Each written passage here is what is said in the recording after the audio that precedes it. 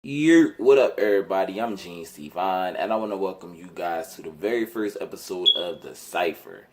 Now, this is a chill, little laid back podcast where I'm gonna basically get into all the latest shit that's going on in hip hop, music, entertainment, and all the latest shit that's going on with these rappers and celebrities and whatnot.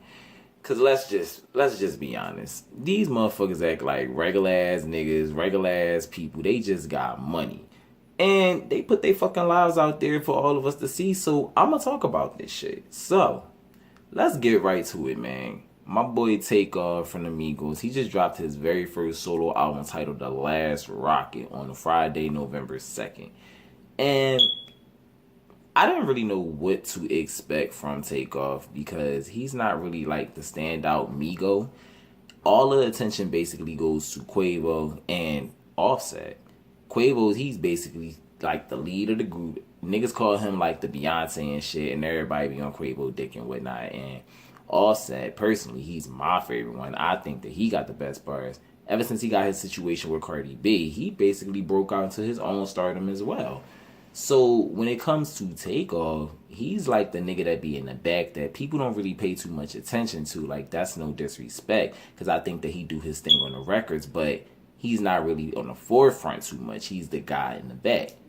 So coming into this album, I wasn't sure. I didn't know what to expect. Although they say that Takeoff, this is a popular opinion that Takeoff is the best rapper out of the Migos, but I beg to differ. So I actually like the album. I'm gonna keep it a bean. The album itself is fire. Like, it got 12 songs on it, and I think that that's a good number for a new artist that's trying to come out. Not saying that he's a new artist and whatnot, but he's basically branching out on his own. So 12 songs was a good thing for him. My personal standouts to the on the songs is Lead the Way.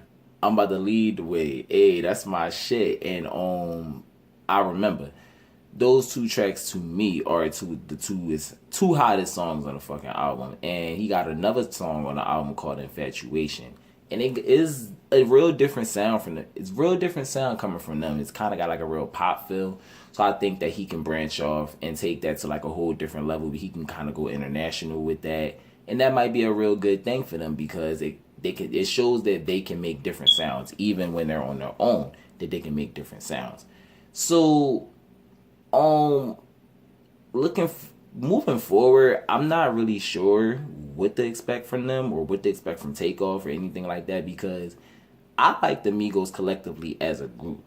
I think that when the Migos are all three together, Quavo, Takeoff, and Offset, that they make some fire ass fucking music. Culture 1 and Culture 2 was some fire ass albums. They broke them, basically took them to stardom, and it branched off a whole lot of fucking hits. I like them all together. So seeing them all branch off, I like to see them do their solo things, but I'd still want to see them come back together as a group, because I think that breaking off solo might take attention away from what y'all mainly came here to do. And y'all came here as a group, y'all came here as three, and I do think that branching, y'all should always establish your own platform. Always establish your own situation. Always establish your own fame, your own stardom. You never want to fall back to being the nigga in the background or living into somebody's shadow. And in Takeoff's case, that can possibly be his situation, because he's not, like I said, he's not really much on the forefront, and he doesn't really get all the attention. And that kind of puts him on the back burner when it comes to all this rap shit and whatnot. But I like the album. I do. I'm gonna keep it a bean. I fucks with the album. I'm gonna just run through this next topic real quick because it's getting dried out. The whole situation between Cardi B and Nicki Minaj is really, really dried out. This is like the second round in their whole little war that they've been going through and whatnot. And personally, I'm tired of this shit. Like, they both just need to make their own music and be their own celebrity and be their own person and stop worrying about each other. Like, just don't pay each other no mind, because at this point, to see two huge stars on this magnitude go at it like this, it was entertaining at first, and I got a lot of laughs out of the shit. But I'm kind of over it. as y'all probably know by now, like, you know, Nicki Minaj went on Cream Radio and basically said how she got footage of Cardi B getting fucked up by Ra, and her cameraman got the footage, but yet she's also offering $100,000 to get footage from the venue for the footage, which, why the fuck do you need footage from a venue if you said your cameraman has the footage? That's like a straight contradiction to your whole argument with Cardi B anyway. So then Cardi B went on her Instagram and made a whole bunch of Instagram videos responding to the shit, basically saying the same thing that I just said. You contradicting yourself, makes sense when you speak and whatnot. And then the CEO of Wilhelmina Models got into the shit in Nicki Minaj's defense. Fashion Nova came to defend Cardi. Diesel came to defend Nicki. Steve Madden got into the shit when he even went to Nicki Minaj prior to even Cardi B, when he wanted to do a deal with Nicki. So what the fuck did he even get into anything? So that shit is just fucking messy. Like, the whole situation is tired, is messy. And now that y'all bringing in CEOs and all this shit, like, that could fuck up money, and it just makes both of y'all look really, really just a mess. I like y'all music. I like both of their fucking music, and I would just hope that they focus on their music. I like the money track that Cardi just dropped. I like the shit that Nicki just dropped with Tyga. And I would like to just see good music. That's all. That's it, and that's all. They did supposedly apologize to each other, but that fake ass apology that they both gave to each other basically sounds like, if you do one more thing, I'm snapping. That's it. Get it together, ladies. Women empowerment. That's all I want to see. Last, I hate to end things on a sad note, but I really want to send my condolences out to Angela Simmons and her family.